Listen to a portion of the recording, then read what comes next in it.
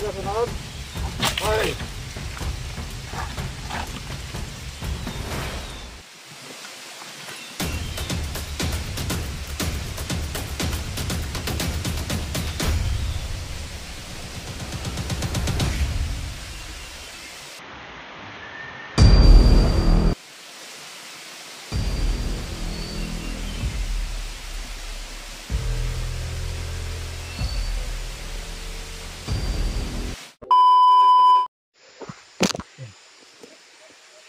Palang araw po sa minamahal kong mga taga-suporta dyan, sa mga naniniwala sa akin, mga solid supporter, solid subscriber. Isang mapagpalang araw po sa ating lahat. At dito tayo ngayon tol, area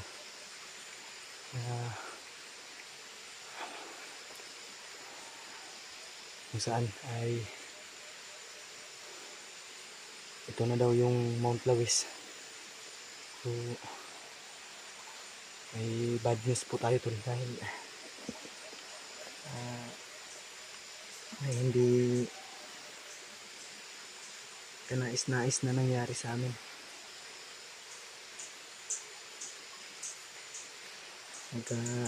Hiwalay-hiwalay po kami ni Kyong kagabi dahil sa ano po yung kutaan pinagpapahingahan namin ni Kyong. Nadaanan po kami ng mga nagpapatrolya. Hindi ko na lang po na video yung pangyayari.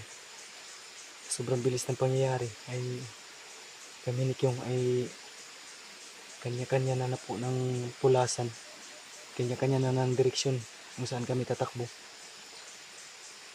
Kanya-kanya na po kami ng ano sa sarili, protekta, dahil napakarami pong dumaan kagabi. Ang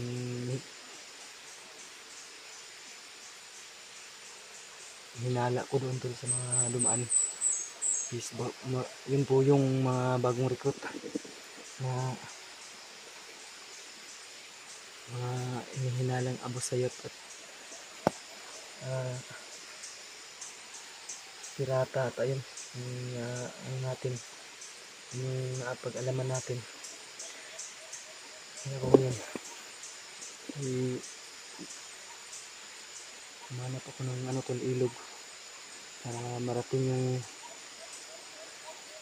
direksyon na kailangan kong puntahan, dahil dito ayon sa GPS dito po yung daan, yung shortcut. Kaya ito po yung binaybay ko sa mapa. Ito yung tanging paraan para makarating ako sa aking direksyon, dahil karamihan sa mga ayon sa mga narinig ko tol, mga sabi-sabi, pag naliligaw daw ang isang tao ay humanap ka lang ng ilog na malapit at yun yung babaybayin mo, makakarating ka sa paruroonan. Kaya ting positive ako tol na itong ilog na ito ay konektado doon sa Mount Lawis. So sana tol ay walang nangyari sa kay Kyong at kay Burluloy na rin, dahil hanggang sa ngayon ay hindi pa kami nagkikita at hindi pa siya nakabalik. Patong-patong po yung problema tol, dahil ayon sa nakita natin sa upload po ni Justin Mascaraboy ay tuluyan na nga po siyang sumanib sa mga kalaban. Napakadelikado tol at napaka-critical ng kalagayan namin ngayon. At may mga nabalitaan pa tayong, nakikita pa tayong upload ng ibang kasama natin, kasamaang palad ay binalas tol. Lalo na si Kuya Bads ay nakita natin yung upload niya na siya po ay nahuli at hinarang sa daan. So, napakaraming parami po talaga. Grabe po yung problema namin. Pero ako ay think positive ako tol na malalagpasan namin itong lahat. At kasama ko po kayo sa aking mission na ito. At salamat po sa binigay niyong subscribe sa akin. Almost 20k na po tayo sa ating YouTube channel. At dahil po yun sa inyo. Kung wala kayo ay hindi po yun aabot ng 20k yung subscriber. Sa mga bagong nag-subscribe, maraming salamat po sa inyo. God bless us all sa ating mga bagong subscriber na nag-subscribe sa akin. Maraming salamat po. Sana tol ay hindi po kayo magsasawa na suportaan kami. Subscribe yung channel namin o isama nyo na rin po kay Kyung bagong channel ni Kyung. Sana po ay hihingin ko po rin po ang inyong bawat isang suporta at subscribe na rin po sa kanyang channel. Malaking tulong na po yun sa akin, sa amin, aming pangkabuhayan. So, dito lang po kami nabubuhay at kumukuha ng source of income namin. So, maraming salamat sa mga walang sawang sumusuporta. Hindi ko na lang po kayo isa-isahin na i-mention dahil napakarami po nito. So, maraming salamat po. So, hindi ko man po may isa-isa kayong lahat. Ito lang po yung tatandaan ninyo na mahal ko po kayo ng aking mga taga-suporta hanggat nandito po ako gagawa ng maihahandog sa inyo na video para may mapanood po kayo mga tol. Salamat po sa lahat, especially to Mami Eli and family. Mega love shoutout. Salamat po and God bless. Ayun tol, mag-proceed tayo. Dito tayo yung sapa na babaybayin natin dyan sa unahan. May sapa po kasi na maliit dyan. So yan sa unahan ay paakyat. So ang gagawin ko ay iyan po yung sapa na babaybayin ko para marating yung location.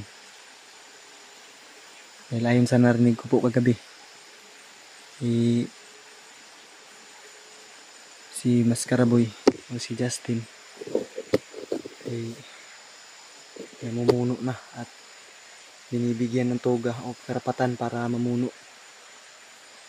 So, utuwal na lang daw ni Bayawak yung o basbas ni Bayawak. Kailangan hindi pa man mangyari yung pagbasbas kay Mascaraboy o kay Justin. Kailangan mapigilan na natin to. So, salamat po sa inyong mga bawat isang dasal at hinihingi ko pa rin po ngayon hanggang sa ngayon tol na ako'y mag-isa sa inyong bawat isang taimtim na dasal na mahihingi ko po yun sa inyo. Malaking tulong na po yun sa akin sa spiritual na tulong. So, proceed po tayo. May dala tayong itak nandito puro sa bag natin, hindi lang natin nilalabas. So samahan nyo na naman po ako sa exploration na ito. Panibagong araw, panibagong hamon ng buhay, at panibagong misyon. So ano pong hihintay natin tol? Let's get it on. Ito lang po yung tatandaan natin, na palaging mata sa langit at paa sa lupa. So, tara po.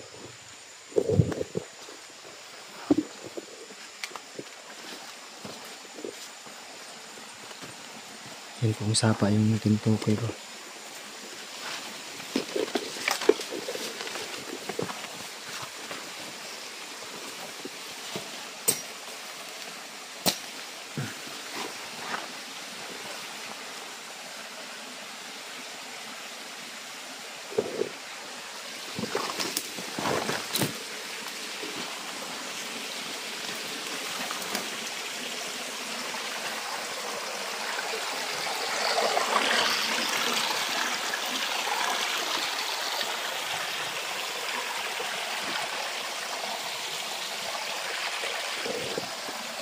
Yung sinusuko ko na sapa tol.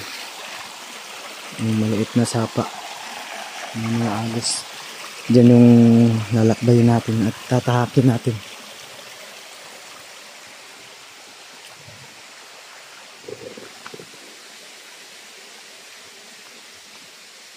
Sana ay walang mangyari sa ating masama dito sa expedition na ito tol.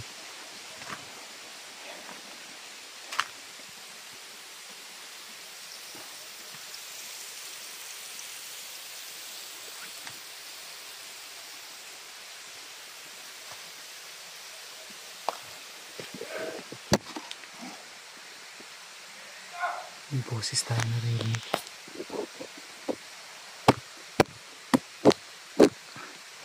Tingnan muna natin si taas tol.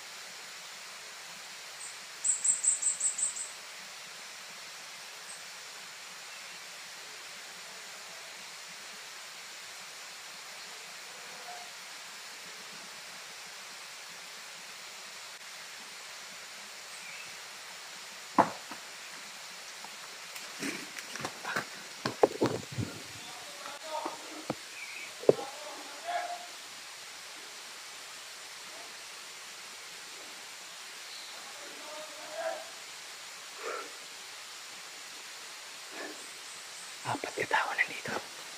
May apat pong tao nandito.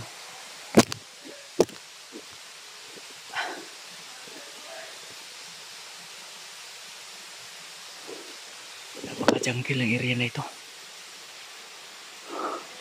Doon po sa unahan.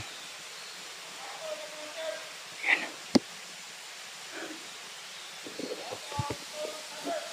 Apat katao. Tayo ilang madaanan to dahil yung magkabilaan ay matarik. Yan, hindi tayo makakadaan. So ang paraan natin para makalusot dyan ay harapin natin yung apat. O hanap lang tayo ng timing tol. Yan yung sa kabila ay matarik din. Matarik. Wala tayong choice tol kundi isa-isahin sila.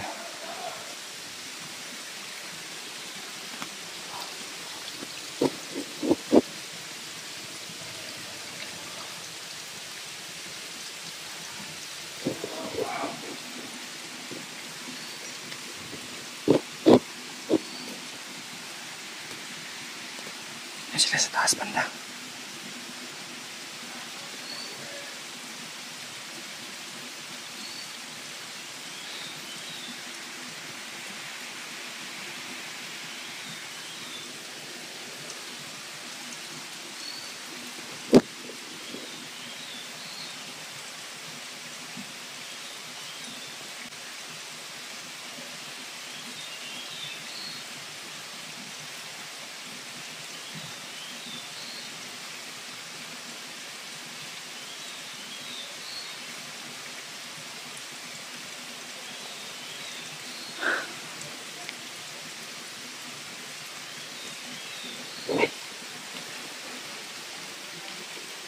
Yan doon. Makikita natin. Ayan. Yan doon. May papunta dito. May mga nakahalang pa. Apat din katao yung nandyan doon. Kailangan natin mag-ingat. At hanap tayo ng timing.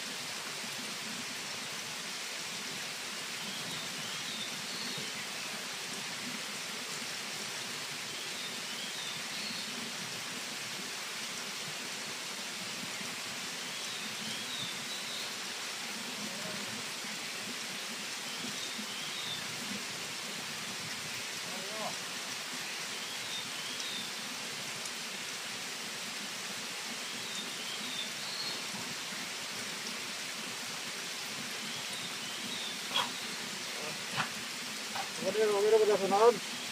Ay!